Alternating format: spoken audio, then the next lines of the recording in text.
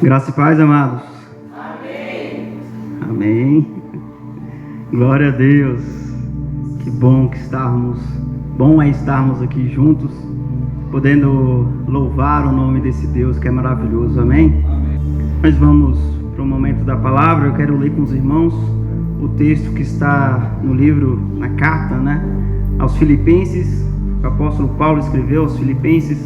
Nós vamos ler a partir do capítulo 3, verso 7 e verso 8, amém? O texto diz o seguinte: mas o que para mim era ganho, reputei-o perda por Cristo.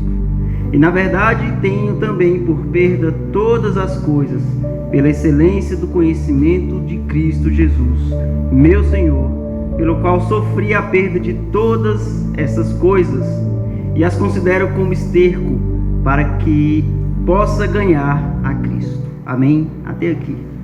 Amados, Paulo ele está escrevendo aqui, ele está falando, na verdade, a respeito daquilo que ele considerou como perda, ele considerou como imundo, aquilo que não tinha na sua vida utilidade.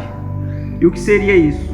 Se nós formos ler alguns versículos antes, nós vamos ver Paulo ele falando a respeito daquilo que ele tinha, do status que ele tinha antes de se converter ao Evangelho de Jesus Cristo.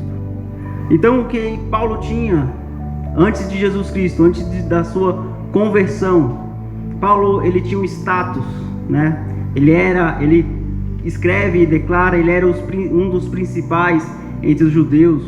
Ele tinha conhecimento, ele tinha a sua posição, Ele era zeloso com a lei do Senhor, com a lei judaica. Então Paulo detinha grandes coisas em meio à sua convivência, à sua sociedade. Aqueles irmãos judeus estimavam Paulo porque ele era zeloso com a lei, zeloso na forma dele, que ele era duro. Ele perseguia os cristãos porque ele queria zelar pela lei, a lei mosaica, a lei judaica. Então, aquele evangelho, aquilo que foi a mensagem de boas novas que começava a crescer, antes de sua conversão, Paulo tomava como uma ameaça para o que ele acreditava. Mas após a sua conversão, ele foi transformado, ele foi mudado. A sua maneira de pensar, a sua maneira de agir foi totalmente mudada. Nós vemos Paulo ele considerar isso tudo como perda. Tudo aquilo que ele tinha, que ele detinha, que às vezes é muito do que nós queremos para a nossa vida. É você ter um status, é você ter uma boa posição, é você ter conhecimento. Paulo, ele declara que aquilo tudo não servia de nada, não servia para nada, ele considerou como perda. E nós falamos de perda dentro desse assunto, dentro da vida, do conhecimento de Paulo. Falando de perda, quando nós hoje nós perdemos algo, é claro que é algo muito frustrante, É algo que nós perdemos, algum bem que nós temos, alguma oportunidade que nós perdemos. Eu me lembro na minha infância de uma situação em que na minha casa meu pai ele acabou perdendo a sua carteira. E meu pai ele não percebeu isso quando chegou em casa. Ele só foi perceber que havia perdido essa carteira com todos os seus documentos, com algum dinheiro, claro, mas ele só foi perceber isso em casa. E quando ele precisou consultar, precisou de alguma coisa, ele viu que tinha perdido. Ele viu que não estava mais lá. E eu me recordo de meu pai ficar muito bravo com isso. Ele não sabia o que tinha acontecido. Até hoje, uma porta lá, a porta do quarto da minha mãe tem uma marca. Meu pai ele perdeu a paciência e acabou esmurrando a porta. Bom, antes a porta do que a gente, Mas ficou a marca, porque foi muito frustrante para o meu pai. Ele perder algum bem, perder algo que ele precisava. E no momento que ele mais precisava, não estava lá. Então, depois disso, lógico, ele encontrou, já tinha feito a limpa, não tinha deixado nada, mas pelo menos ele conquistou os seus documentos, aquilo que ele precisava. Então, a perda, ela é frustrante. Quando nós perdemos algo, nós sentimos-nos frustrados.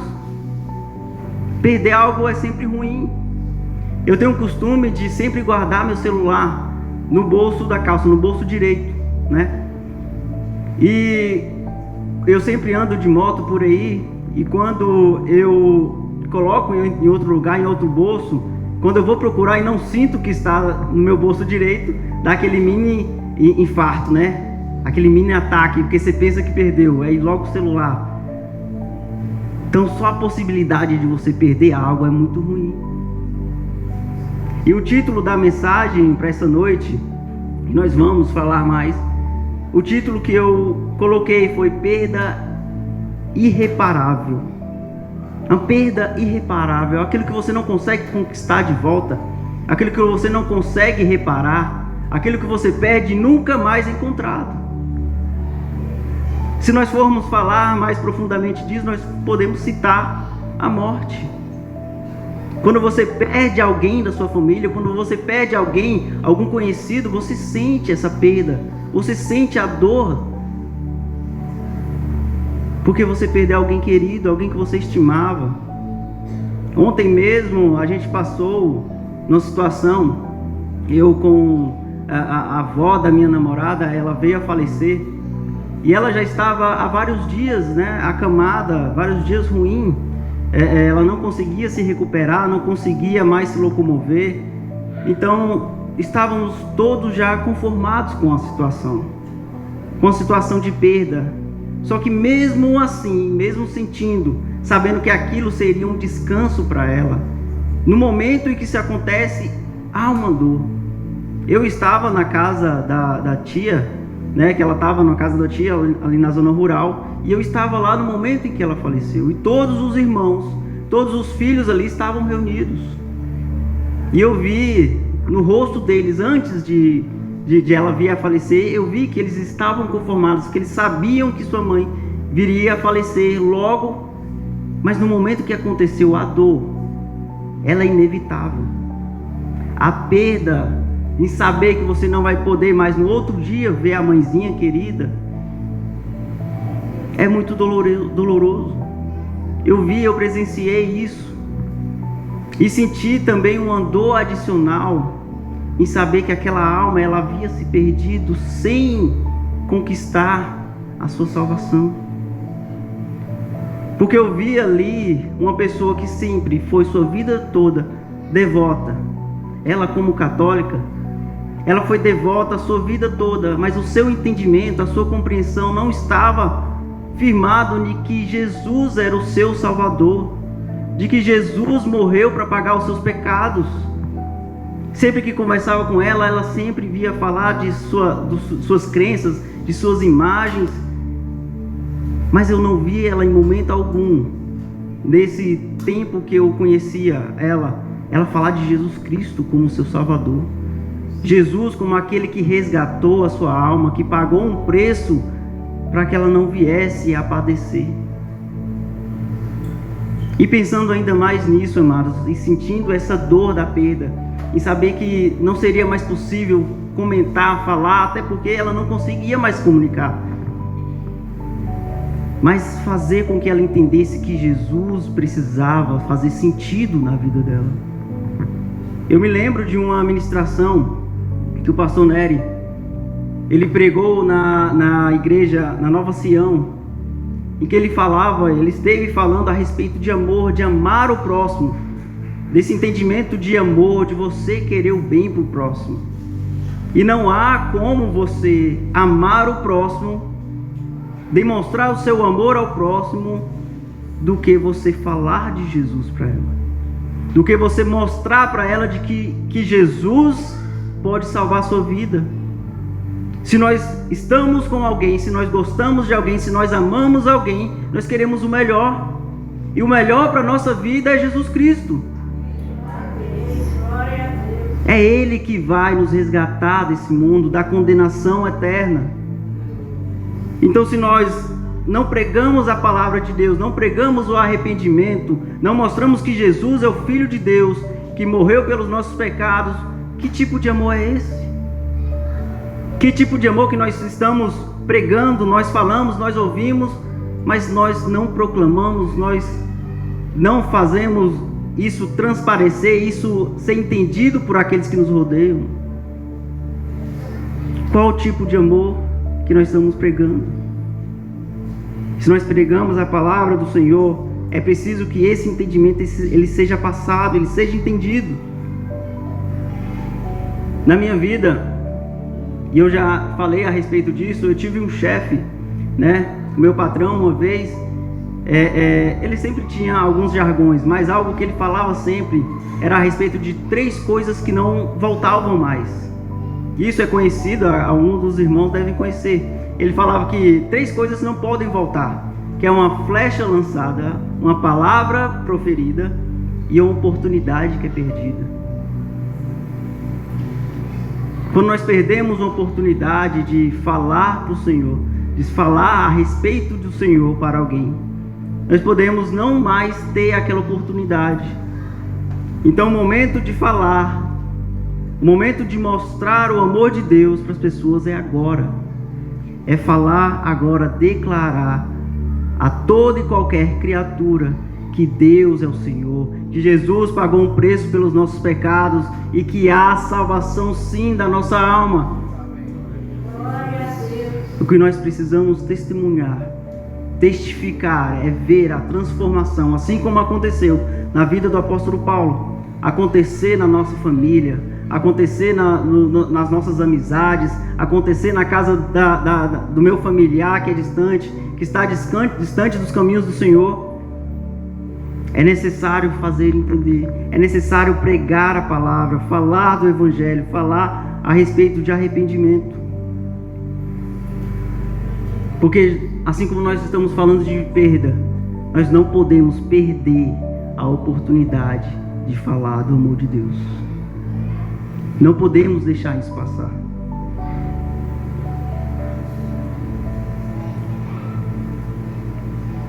E quando eu estava meditando nisso, eu estava pensando nessa perda, né? Em algo que seja uma perda irreparável. Veio à minha mente aquela passagem em que aquele jovem rico, ele encontra Jesus. Aquele jovem, ele se depara com Jesus em um determinado momento. Ele chega até Jesus e pergunta: bom mestre, o que é necessário, o que eu preciso para herdar a vida eterna? Então Jesus olha para ele e diz: olha, você obedece os mandamentos, você cumpre os mandamentos.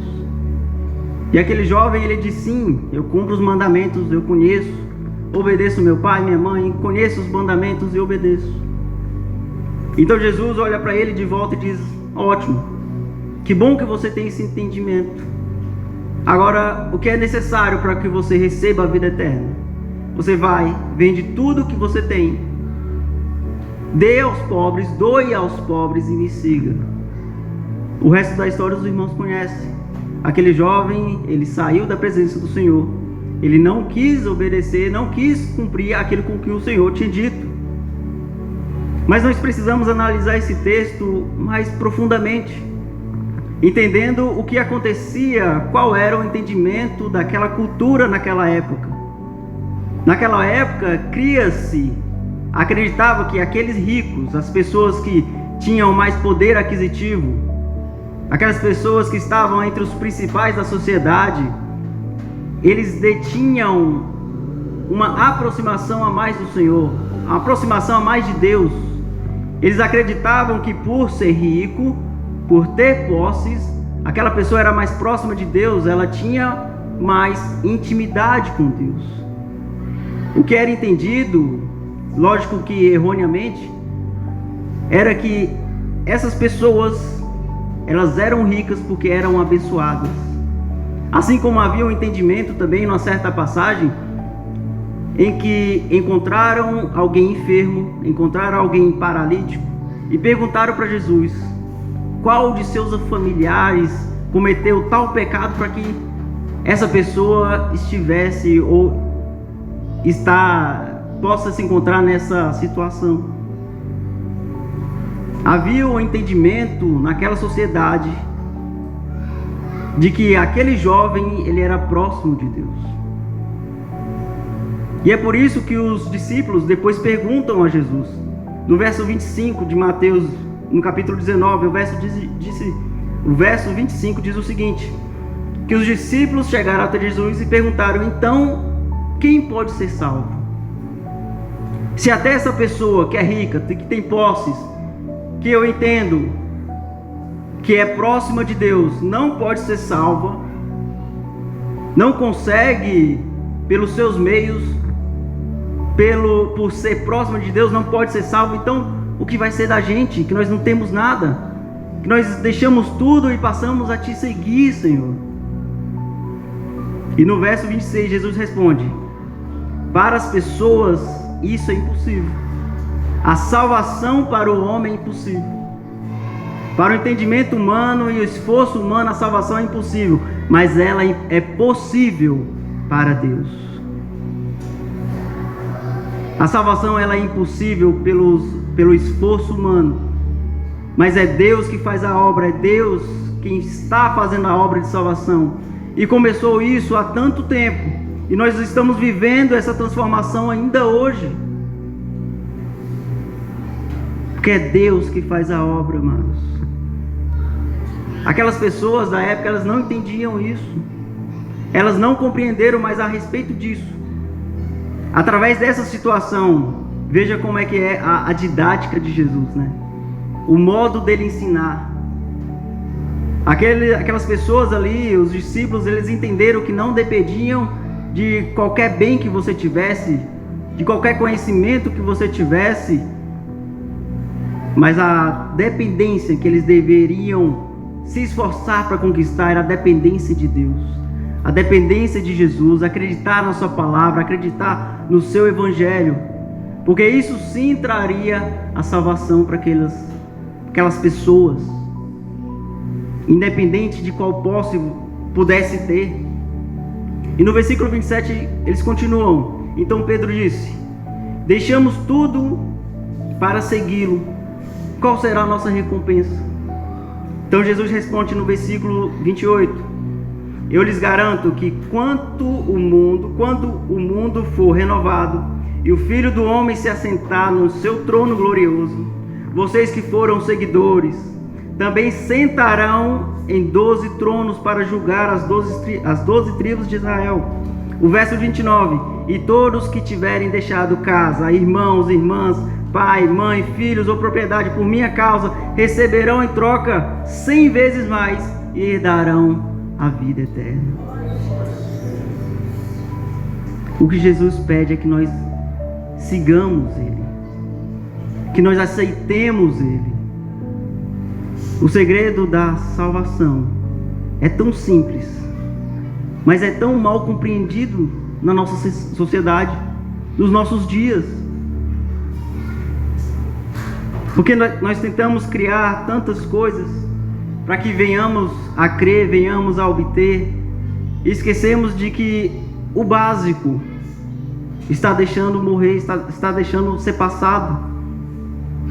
O básico está sendo esquecido, que é seguir a Jesus, que é pregar o evangelho com arrependimento, para que venhamos herdar, assim como Ele falou em sua palavra, venhamos herdar essa vida eterna. Aquilo que aquele jovem rico, ele queria tanto, que ele buscava tanto, que ele almejava de certa forma, de tal forma, que ele chegou até Jesus e perguntou isso para ele.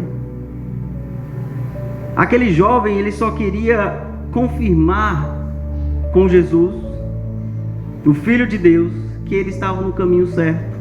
Afinal de contas, naquela sociedade, entendiam que o rico era próximo de Deus, era mais próximo de Deus. E ele conhecia e obedecia todos os mandamentos.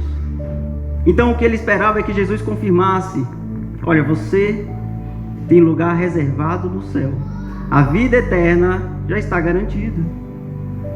Mas quando ele recebeu aquela mensagem contrária, aquilo que não o agradou, ele saiu frustrado. E o que nós buscamos é ser agradados pelo Evangelho. O que nós queremos é receber do Evangelho, receber da mensagem de Deus, confirmação daquilo que nós mesmos queremos. E não o que Deus espera, o que Deus quer de nós. Aquilo que nós buscamos para nós mesmos não tem valor nenhum.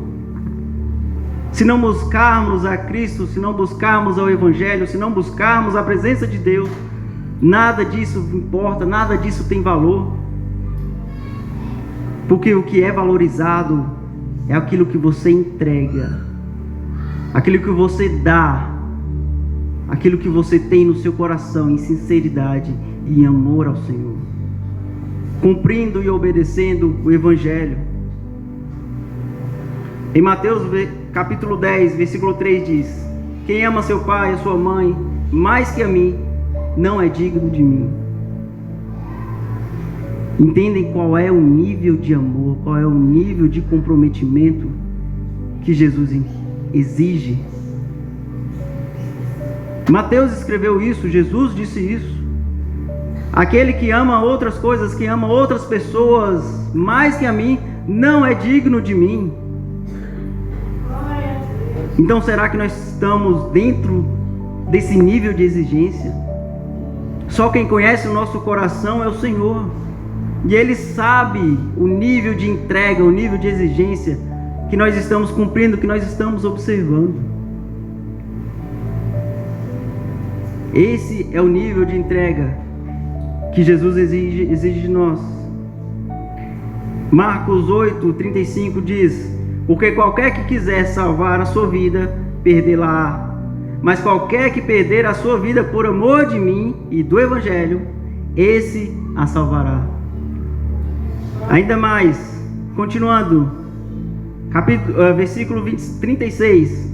Pois que proveito ao homem ganhar o mundo inteiro? Qual proveito ao homem ganhar o mundo inteiro e perder a sua alma? Esse é o nível de comprometimento. Como nós estamos observando e olhando para dentro de nós mesmos, como está a nossa vida, como está a nossa entrega.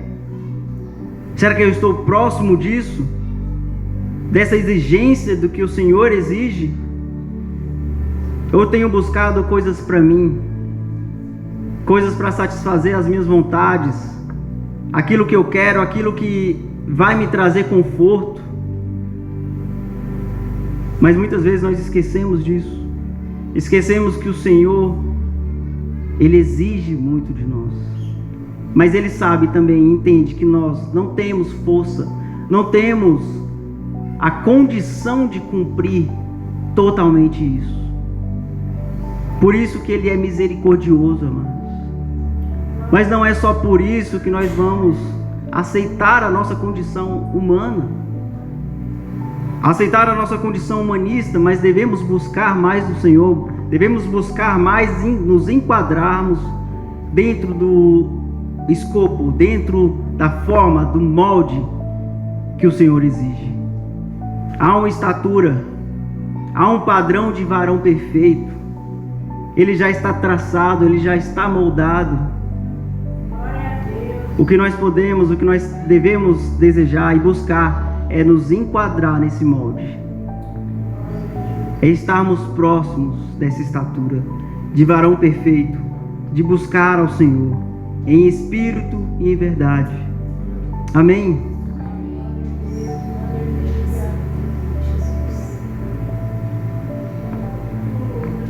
Se falando de perda, o que Paulo ele perdeu, ele considerou como algo impuro, como algo inútil, porque o que interessava, o que importava para a vida dele, nesse momento em que ele escreve a carta, era só ganhar a Cristo, era buscar mais de Deus. Tudo aquilo que ele tinha, tudo aquilo que ele teve, tudo aquilo que ele conquistou outra hora, ele considerou como nada, porque só o que importava nesse momento, na vida do apóstolo Paulo, era ganhar o Senhor. essa dádiva maravilhosa de receber o Senhor, de estar enquadrado, estar motivado dentro daquilo que está inserido, está sendo pregado, está sendo dissipado pelo Evangelho. Esse era o nível de comprometimento do apóstolo Paulo, que serve como espelho para a nossa vida. Nós que conquistamos, o homem hoje ele busca muitas coisas, busca várias coisas, conquista várias coisas, mas nada disso vai servir ou vai motivar alguém, ou vai transformar ou conduzir o Senhor para que faça algo pela tua vida. Se você busca, se nós buscamos coisas da terra, nós só vamos obter aquilo que é terreno. Mas se nós buscarmos coisas que vêm do céu, coisas que são do alto, nós vamos receber coisas divinas, coisas maravilhosas, aquilo que vem do trono da graça, que conforta o nosso coração, que transforma a nossa vida e interfere em todo o nosso meio. É necessário buscar aquilo que vem do alto, não o que vem da terra. Como eu falei, o homem pode buscar, pode querer o mundo inteiro, mas nada disso tem serventia para salvar a sua alma. Paulo, nessa mesma carta, alguns versículos depois, ele continua. No versículo 18 ele diz: porque muitos há, dos quais muitas vezes vos disse e agora também digo, chorando, que são inimigos da cruz de Cristo. O fim deles é a perdição, o Deus deles é o ventre, e a glória deles é para a confusão deles mesmos, que só pensam nas coisas terrenas. Mas a nossa cidade está nos céus, de onde também esperamos o Salvador, nosso Senhor Jesus Cristo, que transformará o nosso corpo para ser conforme o seu corpo glorioso, segundo o seu eficaz poder, e sujeitar também a si todas as coisas. E ele termina: portanto, meus amados e muito queridos irmãos, minha alegria e coroa, estai assim firmes no Senhor. Nós precisamos estar firmes no Senhor. Fala, convictos e convictas, e aí, estão gostando do vídeo? Se sim, não esqueça de deixar o seu like e também o seu comentário, que é muito importante, tá bom? Continue aí assistindo o vídeo. Deus abençoe vocês. Nos nossos dias, que há muitas situações que vêm a nos influenciar. Eu até esse momento já falei que o tema dessa mensagem, o título para essa mensagem foi perda irreparável. E eu falei a respeito de perdas, de coisas que nós perdemos, daquilo que Paulo considerou como perda. Mas na verdade o que se torna uma perda irreparável é quando nós perdemos essa salvação que está em Cristo Jesus. Essa é a verdadeira perda, a perda irreparável. E muitos têm perdido a sua salvação, porque acreditam e ouvem teologias e ensinamentos estranhos que influenciam e interferem no entendimento humano.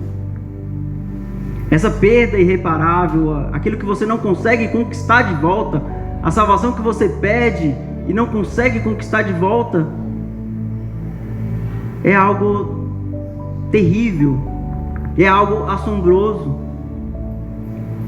Se imaginarmos quantas almas têm se perdido, quantas almas estão lançadas ao inferno, estão condenadas ao inferno, porque não conheceram Jesus, porque não conheceram o Evangelho, porque não ouviram a palavra de salvação. É algo que nos causa tristeza, e devemos sentir esse sentimento de tristeza, porque quantas vidas estão sendo perdidas e não conhecem o amor de Deus, não conhecem o Evangelho de Cristo, e isso causa em nós essa tristeza. Essa é a verdadeira perda irreparável. É você não obter a sua salvação. Em Mateus, capítulo 7, versos 22 e 23, ele escreve o seguinte: muitos me dirão naquele dia: Senhor, Senhor, não profetizamos nós em Teu nome? E em Teu nome não expulsamos demônios? E em Teu nome não fizemos muitas maravilhas? E então eu lhes direi abertamente: nunca vos conheci. Apartai-vos de mim, vós que praticais a iniquidade. O que Jesus está declarando aqui é a respeito de cristãos, de pessoas que estão inseridos dentro do ambiente de igreja, do ambiente na comunhão do Senhor, mas que vivem de forma iníqua, de forma errada, que tentam conciliar aquilo que é do mundo com as coisas que são santas, com as coisas que são de Deus. E muitos farão maravilhas, o texto diz: nós profetizamos em Teu nome, fizemos maravilhas. Mas naquele dia Jesus vai olhar e vai falar: eu não conheço vocês, se afastem de mim. Elas estão perdendo a salvação, perdendo a comunhão com Deus, a comunhão com as coisas que são santas. Essa perda, ela é irreversível, irreparável. Eu lembro de uma pregação que eu vi há muito tempo. Eu não consegui mais achar essa pregação. A pregação do evangelista, do Paul Washer. Paul Washer é um homem de Deus tremendo. Até hoje eu sou impactado por uma ministração dele que se chama Pregação Terrível. É algo do tipo assim, o título da mensagem: Pregação Impactante. Alguém lembra? É algo assim. Mas ele fala duramente com as pessoas que estavam naquela igreja, que estavam naquele evento. E tem uma pregação, uma ministração dele, que ele fala: olha, como você vai levar alguém para uma igreja? Alguém que não recebeu ao Senhor, que não se entregou ao Senhor. E nesse culto, nessa igreja, não é pregado o Evangelho, não é pregado o arrependimento, não é pregado a salvação. Essa pessoa, ela vai lá e escuta e ouve coisas que são mundanas.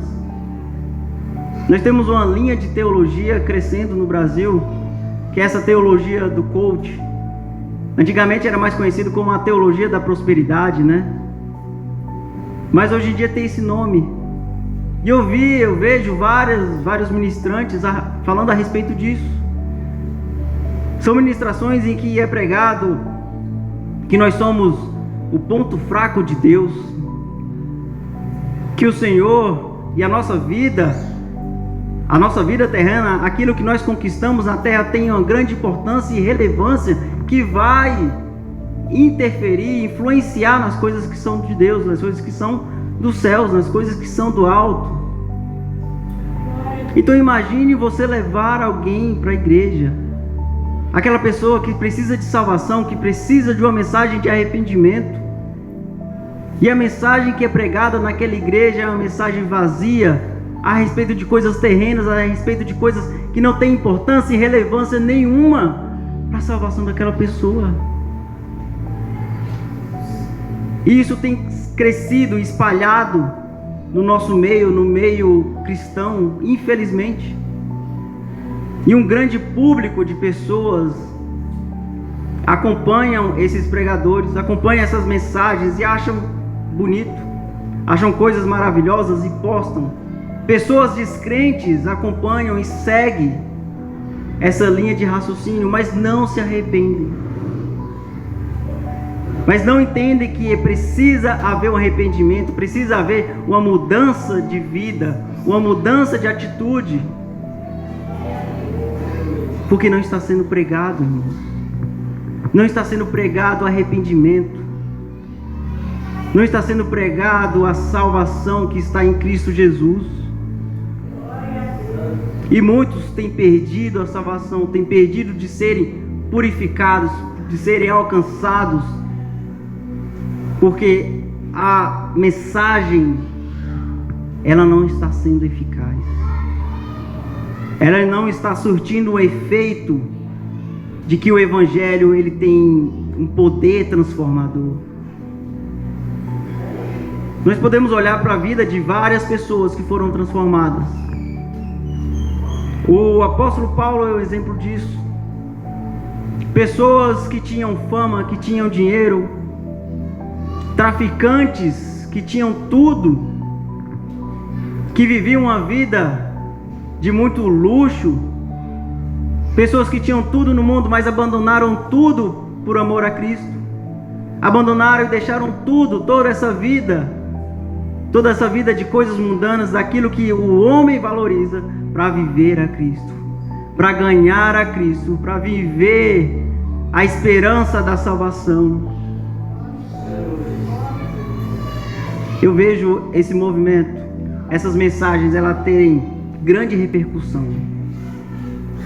Você olha, vai no canal do YouTube de uma pessoa dessa, vai numa conta de Instagram de um ministrante desse, você vê várias pessoas descrentes, pessoas crentes, que compram essa mensagem, que acreditam e acham que está tudo bem,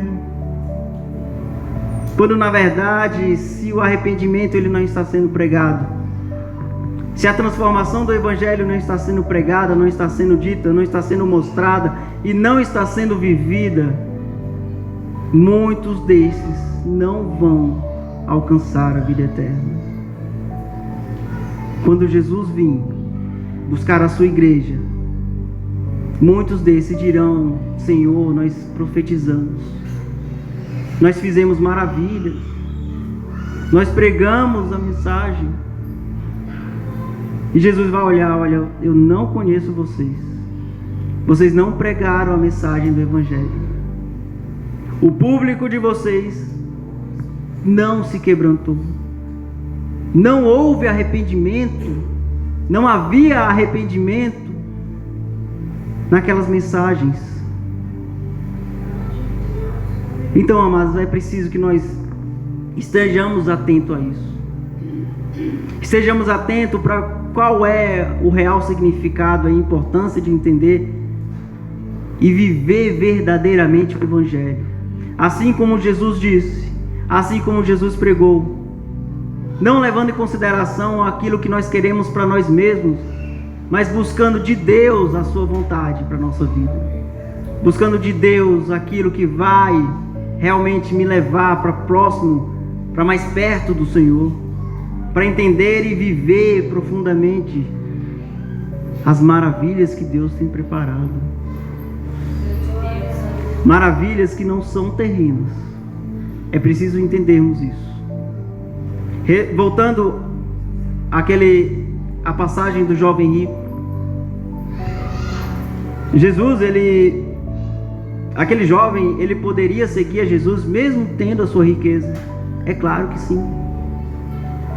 O problema maior é que no lugar em que Cristo, no lugar em que Jesus deveria habitar no seu coração, estava ocupado pelo amor ao dinheiro, pelo amor à sua riqueza. Então o verdadeiro problema para aquele jovem não era ele ser rico ou pobre. O verdadeiro problema era que o lugar de Jesus Cristo estava sendo ocupado por outra coisa. E não há espaço no nosso coração, na nossa vida, para ser habitado por algo mais importante do que Jesus. Ele diz em sua palavra: aquele que ama pai e mãe mais do que a mim, não é digno de mim.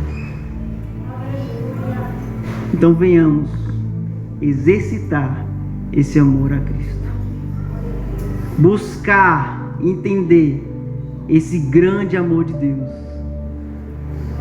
que nos amou de tal forma, amados, nos amou tanto, tanto, ao ponto de entregar seu Filho, porque Ele não precisava fazer isso, mas a sua graça maravilhosa, o seu amor tremendo, permitiu com que Cristo Jesus, poderoso, maravilhoso, glorioso nos céus, se despisse de toda a sua glória, de toda a sua beleza, de toda a sua santidade, para se tornar homem, para morrer em favor de muitos, para que esses pudessem ser salvos.